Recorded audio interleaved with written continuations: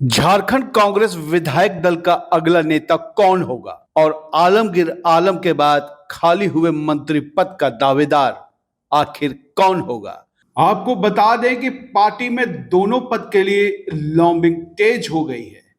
CLP leader के तौर पर 3 नाम आगे चल रहे हैं, जिनमें पार्टी के पूर्व अध्यक्ष और वर्तमान में सीनियर कांग्रेसी नेता मंत्री डॉक्टर रामेश्वर उरांव, प्रदीप यादव, मनिका विधायक रामचंद्र सिंह शामिल हैं।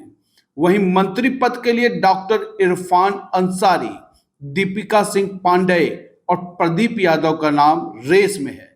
अंतिम तौर पर दिल्ली नेतृत्व किस पे मोहर लगाएगी, इस पर सबकी नजर टिकी रहेगी। आपको यह भी बता दें कि मंत्री चयन में जातिगत और धार्मिक समीकरणों को रखा जाएगा ख्याल।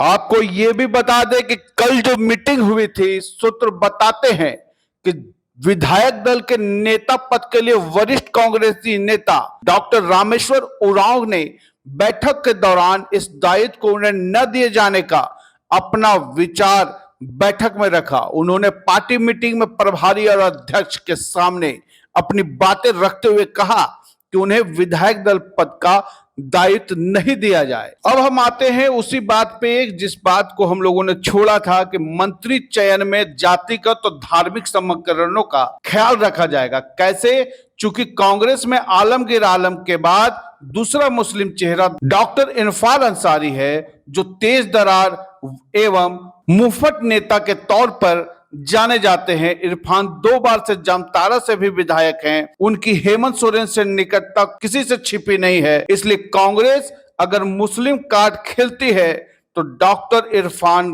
का मंत्री बनना तय माना जाता है।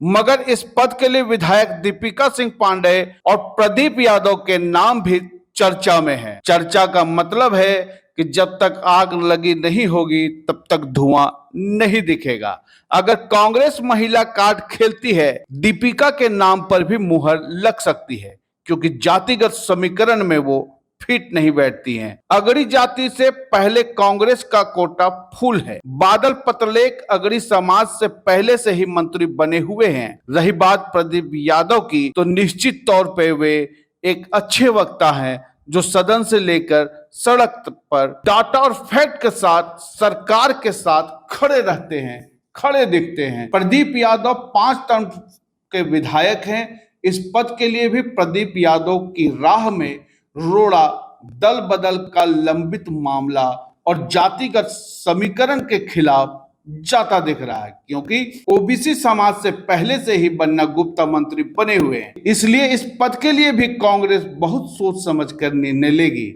आने वाले समय में क्या कुछ दिखता है ये तो वक्त बताएगा। दिल्ली में मुहर किस पर लगती है ये भी हम वक्त पे छोड़ते हैं, लेकिन आज की खबर ये है कि इन दोनों सीटों के लिए गुटबंदी होने लगी है। बातचीत शुरू हो चुकी है। कुछ नेता ये मान के बैठे हैं कि उनका नाम सामने आ सकता है। आगे आगे देखिए होता है क्या।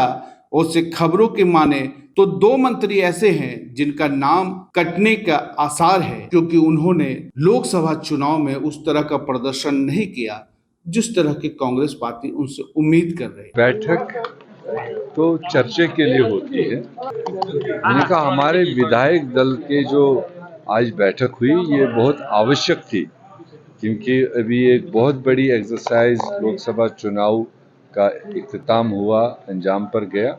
तो उसके बाद में जैसे आपने दिन में देखा, हमने स्टेट के एग्जीक्यूटिव बॉडी के साथ में इंटरेक्शन किया और उसके बाद आज इनका रखा था। तो अब जैसे एक तरफ इनको थैंक यू दे दिया, तो दूसरी तरफ से हमें आने वाले नए मरहले के लिए भी तैयार होना था। तो उसमें आपस में चर्चा किया और मेरे ख्याल से बहुत अच्छा चर्चा रहा। तो उस पर भी चर्चा हुई, उस पर भी चर्चा, तो उसका तो तरीका है इनसे राय मशवरा लेकर के सब लोगों से, और अल्टीमेटली एक रेजोल्यूशन पास किया जिसमें पार्टी हाईकमांड को ऑथराइज किया गया कि वो सारी चीज देखकर जिस किसी को हमारा सीएलपी लीडर बनाएंगे वो हम सबको मानेंगे। दिन भर की बैठक हुई है, उससे फलाफल ये निकला है और सभी लोगों ने एक रिजोल्यूशन पास किया। पहले एक्सटेंडेड जो हमारी कमेटी की बैठक हुई कि हम अपने नेताओं का आभार व्यक्त करते हैं और विशेषकर आदरणीय राहुल गांधी जी का, जिन्होंने भारत जोड़ो न्याय यात्रा की और उसका फलाफल झारखंड में बेहतर परिणाम आए।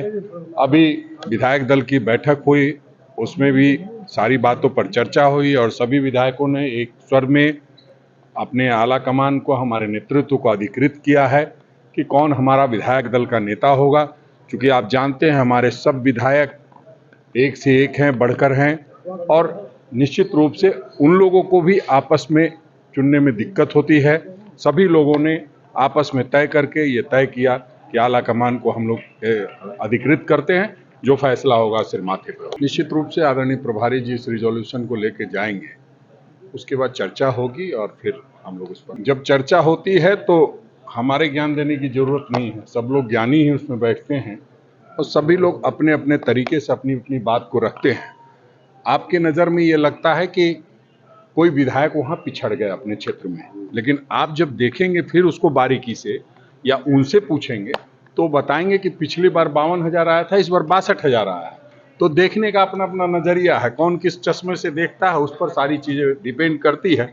सकारात्मक तरीके से देखेंगे तो लगेगा कि 16 लाख इंडिया गठबंधन के वोट बढ़े हैं, 9.5 से 9.10 लाख तक कांग्रेस के वोट बढ़े हैं।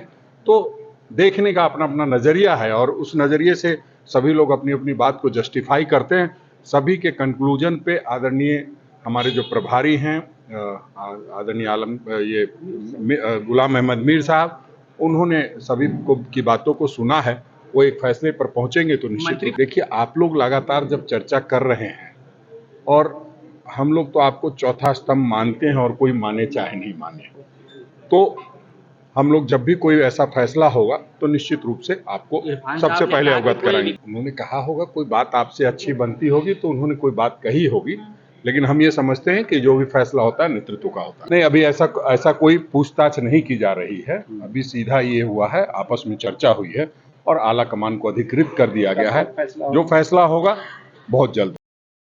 खबर स्तंभ।